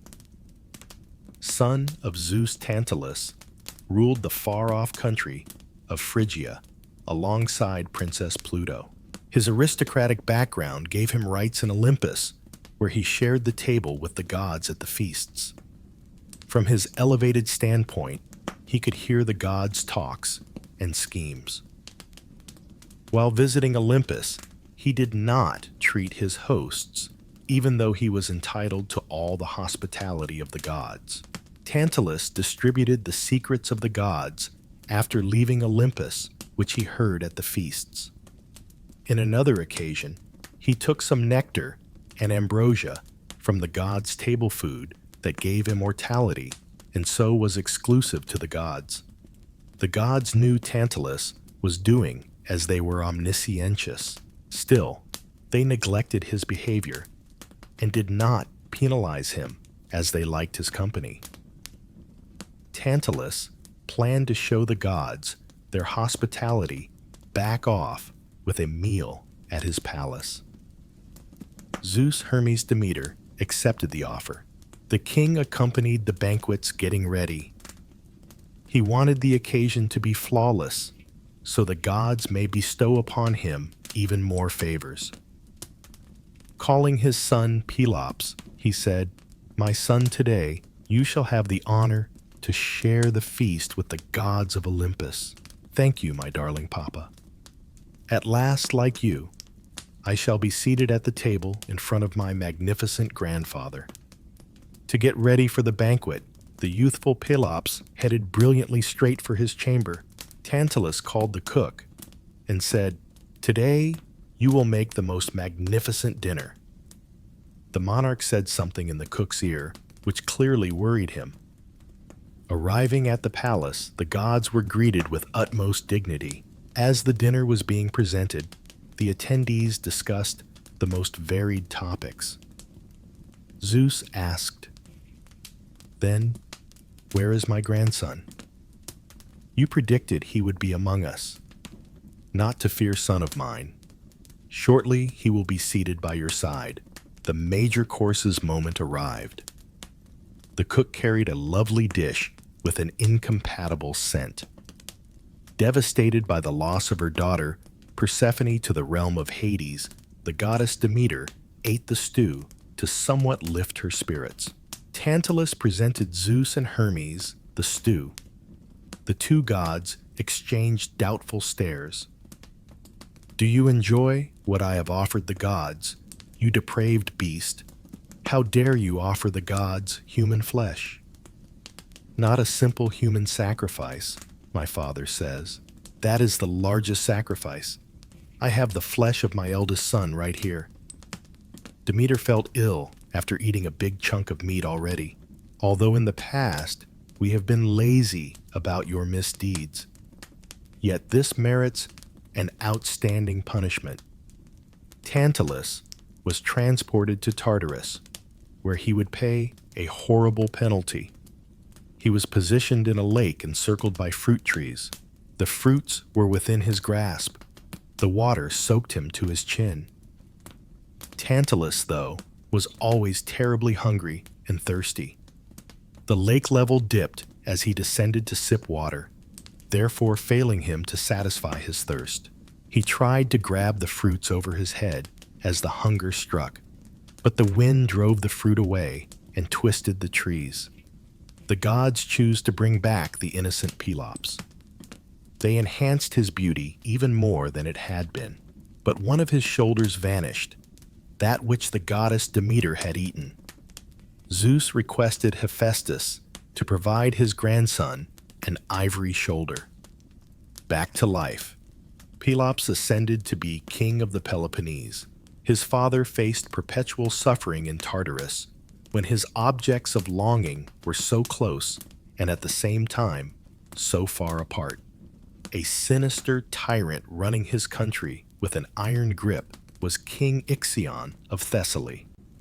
The finest horses in Greece were raised in Thessaly. Only the best lived on the king's stud farm.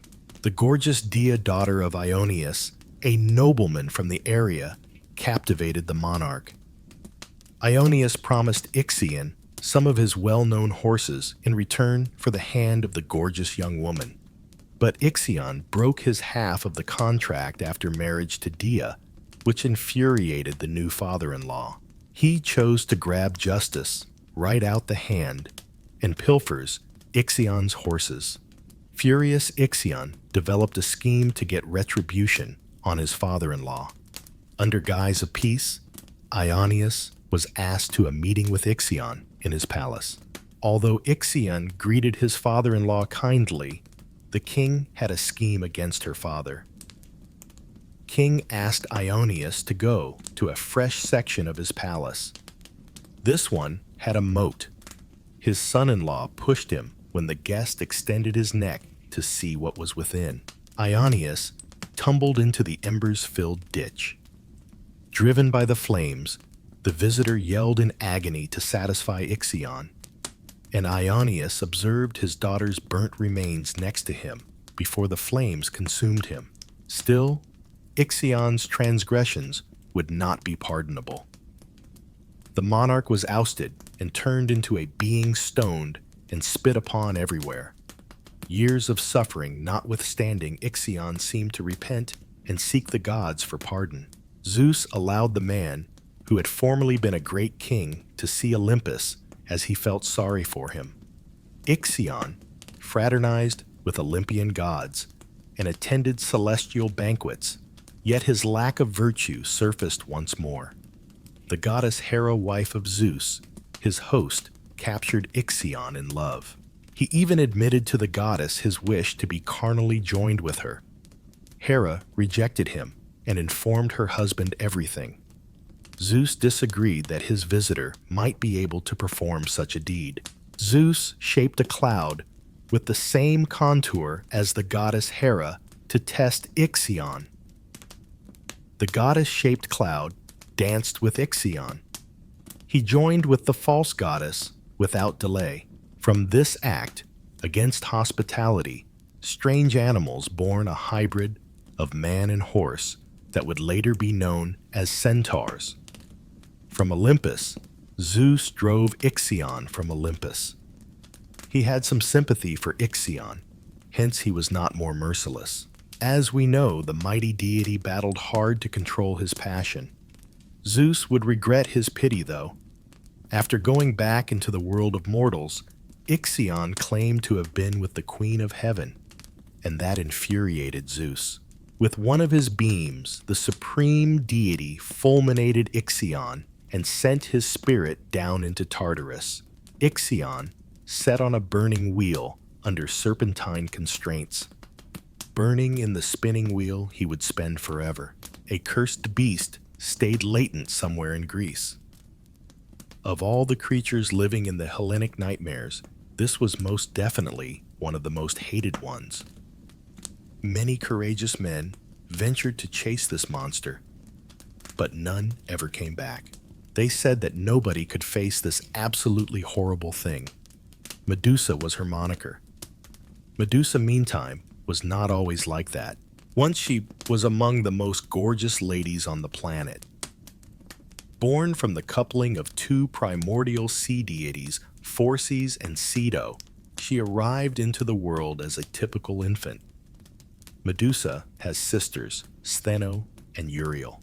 They were Gorgons, creatures with blended woman and snake characteristics. Medusa was committed to the goddess Athena since infancy. She always claimed to be the goddess Athena while she was playing with her sisters, while her sisters delighted to be the villains. She accompanied the girls in playing with a guy known as Iphicles, Medusa's best buddy. The two were perfect together. Every day, Medusa developed and grew to be increasingly lovely. The attractions of Medusa made the youthful Iphicles a simple target for Eros, the god of love, loving. Iphicles said he loved Medusa. Though she dreamed of becoming a priestess of Athena and could not give in to the lure of love, the young girl liked the guy very much. The young woman began her preparations to be an Athena priestess when she became the suitable age. The trainees of the temple had to be absolutely disciplined and moral.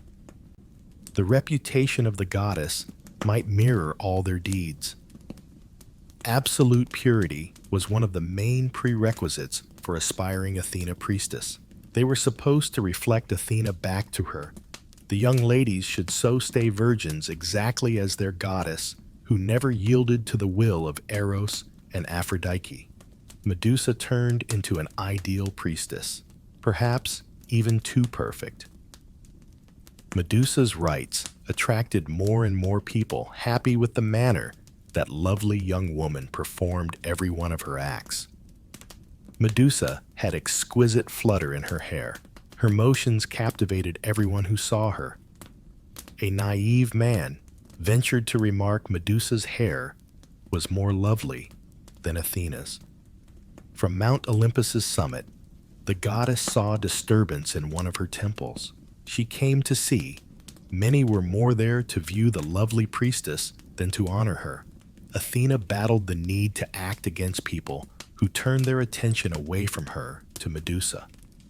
The goddess understood that the young priestess was not to blame, even if this was wrong. She was merely working in the best of her ability, after all. Poseidon saw the goddess's restlessness at Mount Olympus meanwhile. Athena and the sea god harbored a great rivalry. They contested the right to be the patron deity of the Attica region's capital, therefore influencing the city. The city renamed itself Athens in honor of the goddess who emerged as the winner of this conflict. Her new protector goddess inspired this change in name. Poseidon was waiting for the perfect chance to exact retribution on the goddess, as he did not handle loss well. The deity observed Athena, preoccupied with her most elegant and polite priestess. He came to see that this gorgeous young woman could be his tool for exacting retribution. Plotting to discredit Athena's name, Poseidon chose her most perfect disciple. Medusa continued leading her regular life in the meantime, not knowing the Olympic gods were watching her. Medusa strolled along the water, while the god of the seas trailed behind her, hidden amid the waves. She overheard her name spoken. The cry emerged from the sea. Poseidon came from the sea in all his supreme beauty. Using his appeal, the deity coursed Athena's priestess. Medusa, while impressed by all his beauty, did not overlook her vows and turned down Poseidon's advance. He grasped Medusa's arm instead of appreciating the denial. She succeeded to remove the god by reacting suddenly and fiercely, striking him in the face. Medusa hurried to Athena's temple, the only place she felt secure in. But driven by obsession, Poseidon pursued the young woman. Poseidon was virtually approaching Medusa when the valiant Iphicles stood between the deity and her. Though valiant Iphicles posed no challenge to the deity, who flung the young man away with one strike. Medusa knelt before her goddess's statue after entering her temple. Hearing the weighty footsteps of the god of the oceans coming, she sought cover. The deity went over to the surrounded young woman who called out for assistance. Poseidon had her on the altar of the goddess under force. The deity gladly exited the temple. His get-back had turned out better than anticipated. Apart from tarnishing the most revered temple by Athena for its purity, he also corrupted the greatest priestess of her. When the goddess Athena materialized as her statue, Medusa felt dirty and humiliated and angrily accused the priestess. None of it would have occurred, Athena remarked, except for her pride, which made her appealing, and her flamboyant appearance, which turned men off the road of virtue and purity. Her temple would have stayed perfect, and her goddess glory would not have been reduced. Athena chose to punish the priestess, now guilty and dirty, for disrespecting the temple she was supposed to look for. The night approached, and following the great blow he endured, Iphicles came too. He started then looking for Medusa. She cried at the temple of Athena, he heard. Arriving there, he came across Medusa, seated on the ground, sobbing in total darkness. She wanted not to be seen like such, hence she urged him not to approach. Concerned, her companion nevertheless walked over to provide consoling words, but his hand was bit by a serpent when he reached the shoulder of the young woman. Medusa spun shockingly, and the two children stared at one another. The youthful Iphicles developed into a stone-made monument. Medusa wailed in hopelessness, hugging the monument of her dearest friend. She turned aside not to injure anyone else, but she came under gaze from several city dwellers during her escape. Those staring her turned to be scared. People shared stories of that terrible snake-haired monster. To search the beast, a party was gathered. Days later, these males were discovered fully horrified and with terrified gestures. Medusa aimed not to injure anyone. She wished just to protect herself from unjustified hostility. She chose to hide in an area that its people had long deserted. She converted her hiding place into an old temple she discovered there in ruin. Though none of them ever returned, several soldiers tried to seize the Gorgon for glory. Medusa alone was losing her last humanity. Her name as a horrible creature became legendary. Medusa lived off of hunting rats and tiny animals. One of her targets produced an unplanned reunion. Medusa came upon an old bust honoring the goddess Athena. She understood that those ruins had originally been among the earliest temples offering the goddess cover. This finding brought back her old routines. Medusa began to look after the temple and honor the grandeur of the goddess, the dilettante daughter of Zeus, the highest deity of Olympus. Living a terrible life, the young woman nonetheless shone her dignity. The goddess did not overlook the moral deeds of her former priestess in her celestial home. She came to see that since nobody could see such deeds, pride could not justify her behavior. She also felt bad about imposing on the girl such a harsh and permanent penalty. Medusa heard the steps of another intruder at one of her several ceremonies. Medusa's bestiality resurfaced as she got ready to meet still another adversary. She got ready for the ambush as the courageous warrior moved carefully in the creature's residence. She was shocked to see the warrior holding Athena's shield, the holy aegis once belonging to Zeus, as she was stealthily approaching him. Athena's shield was so polished that it mirrored like a mirror. The warrior knew the monster was behind him by using the reflection. The youthful warrior chopped Medusa's head off her body with a great force. Medusa was dead, and her blood kept pouring to the floor. Originally unnamed until then, the warrior would go down in history with the name Perseus. Perseus went back to Athena, her aegis, after finishing his labors, and also presented her Medusa's skull. Few known was that Medusa bore Poseidon's celestial sperm from her blood. Chrysaor was born the warrior with the golden sword. Furthermore, emerging was another exquisite creature, a flying horse. The most pristine of all creatures, the magnificent Pegasus reflected all the original purity snatched from his mother. Many felt that another act of revenge against Medusa was the assistance Athena gave Perseus when she handed him her priceless shield. She really wanted to save the little girl from that terrible world she had been forced into. Athena blessed Medusa with the head of the Gorgon added to her shield. Now, the picture of the devoted priestess was eternalized next to the deity she adored so dearly. One young divinity exhibited herself on Mount Olympus. The goddess of spring, her young beauty captivated the male gods. Her name was Cora, but Persephone would grow to be more well known. Her mother Demeter sheltered the young daughter from the Olympic gods and was too protective. As did the gods Athena, Artemis, and Hestia, she wanted her daughter to preserve her purity and virginity. Hence, the goddess of agriculture kept Aphrodite and her son Eros far from her daughter. Planned to assault the youthful goddess, the divinities of love wanted no other deity in Olympus immune to their power. Far from Olympus, deep below the ground, another deity resided free from the influence of the gods of love. Hades was his name, the lord of the underworld.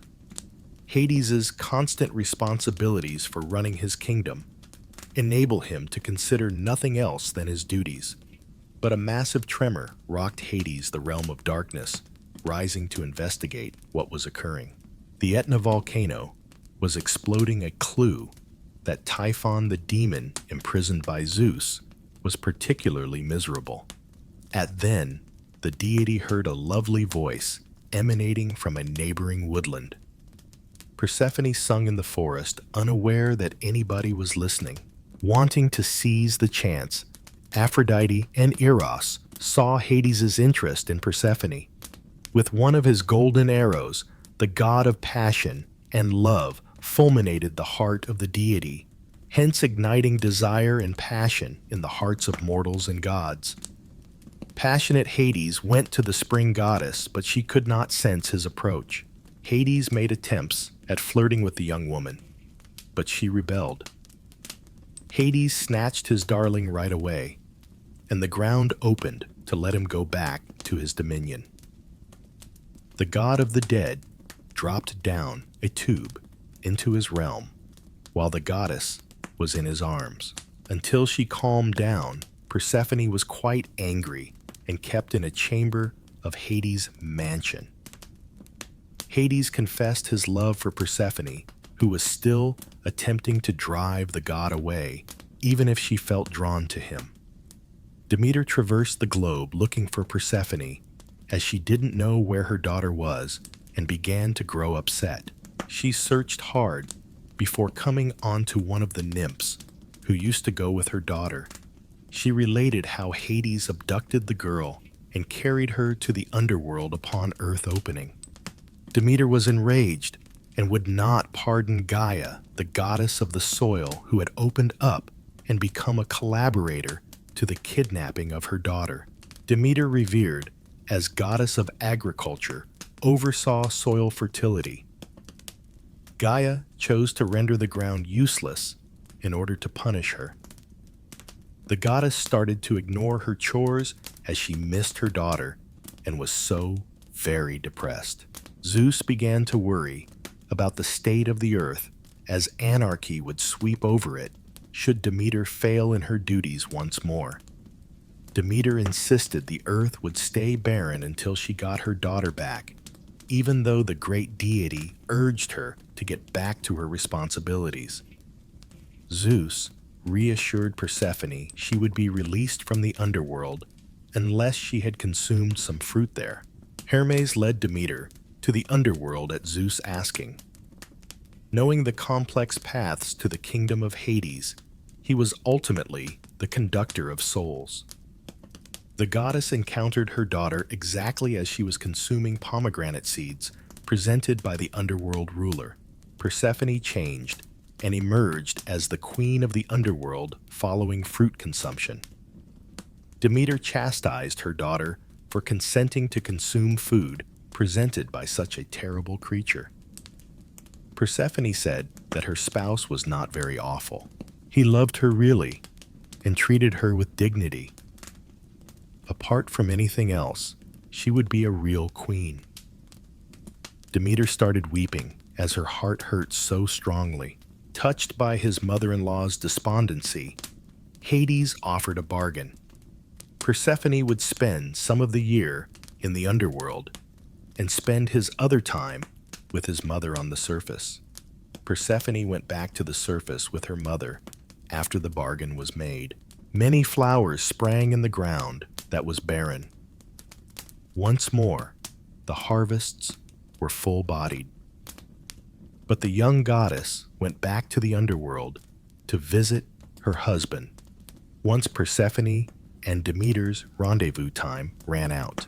Demeter missed her daughter's departure, and unhappy she ignored her responsibilities once more. But the earth blossomed once again when mother and daughter got back together. The seasons so began to take shape.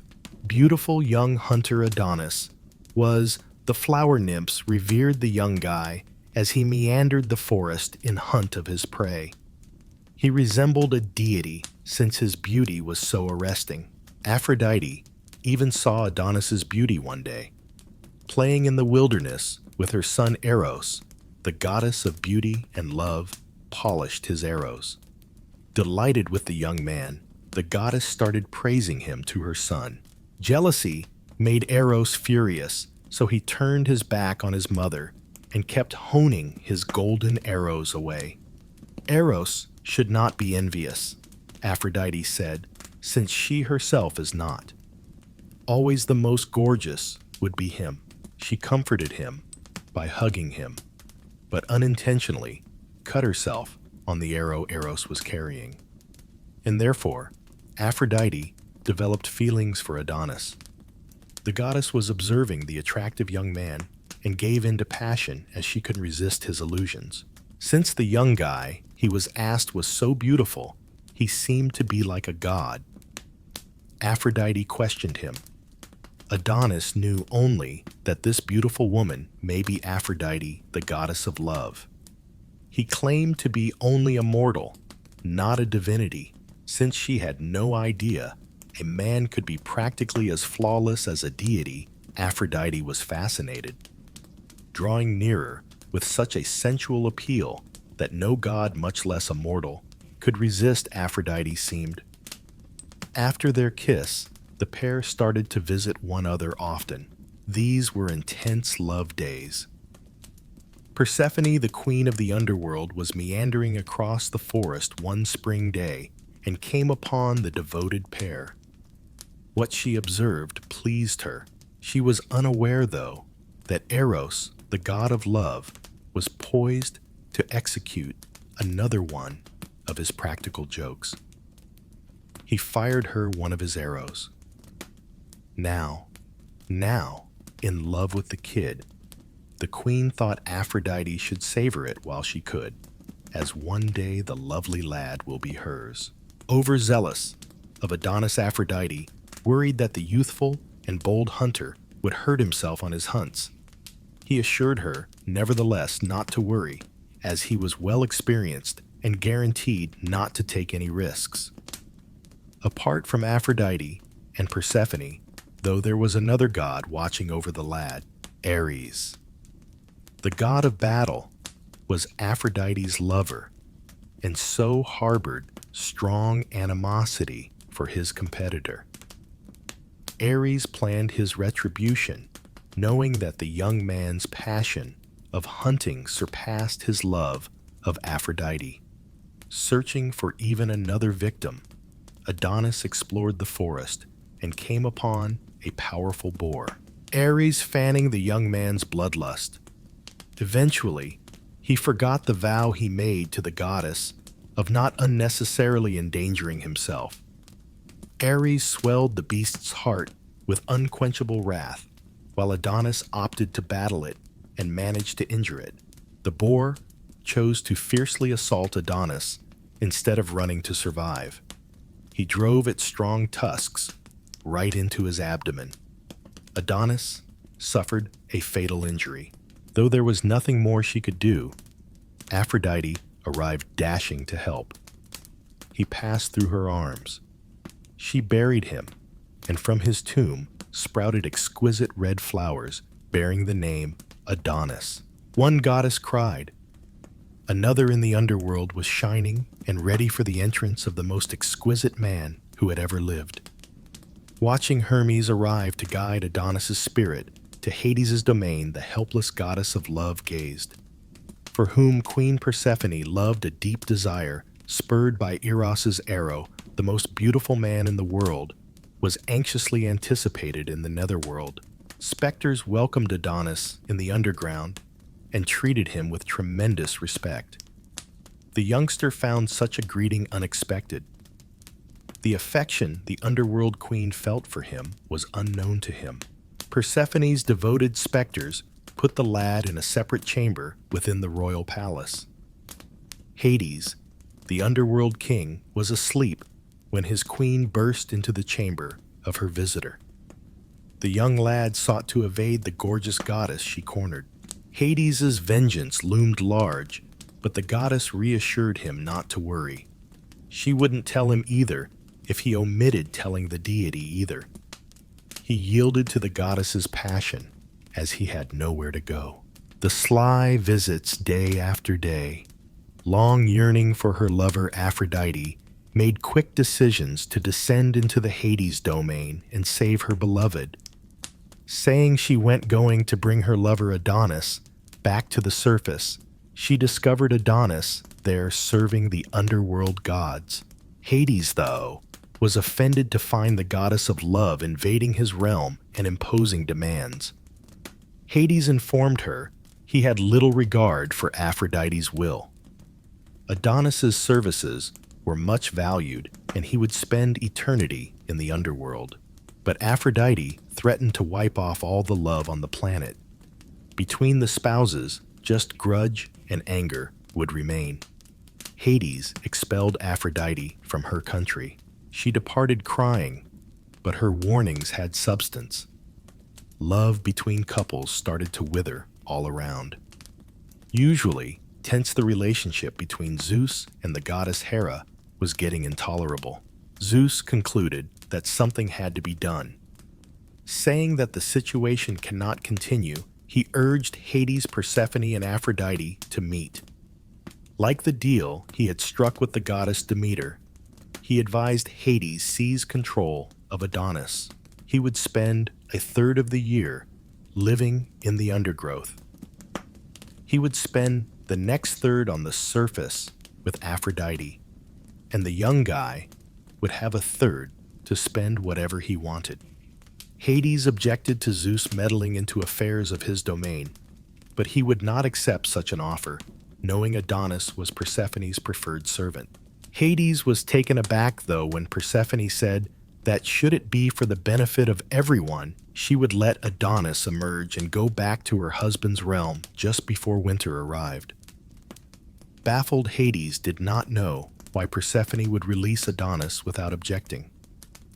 Spring came, and Adonis left to see his sweetheart Aphrodite, but summer meant that goddess had to split from him. Hades had not expected summer. Additionally, Persephone emerges from the underworld to see her mother, the goddess Demeter, and Adonis and Persephone adored each other in the summer without thinking about running across the underground king. Still, Persephone's and Aphrodite's argument persisted. They always aimed to extend their relationship with Adonis as longest as possible. This is the reason some years the summer's heat lasts or the winter seems to be longer. Among Greek mythology's most well-known love stories is Hades and Persephone's one. You have most probably heard the tale of the deity kidnapping her, which spawned the seasons. But Hades had a sweetheart named Minthe, a nymph living by the river Cocytus, before he met Persephone. Minthe was thrown aside nonetheless when Hades developed intense love for Persephone. Some claim the nymph Minthe would not leave the king of the underworld alone when Persephone traveled to the surface to spend the spring and summer with her mother. Hades would leap directly into Persephone's arms when she returned, though leaving the greenish nymph abandoned. Minthe continued to boast that she was the most beautiful creature in the underworld, as even Hades was enthralled with her. These assertions infuriated Persephone. The queen of the underworld would not let such an attack on her dignity go unpunished. Persephone gave the nymph Minthe a plant name instead. Ancient Greek funerals included the herb mint. One of the reasons was the scent covered the dead person's scent. The plant symbolized by the nymph Minthe thus grew permanently linked to the realms of her beloved.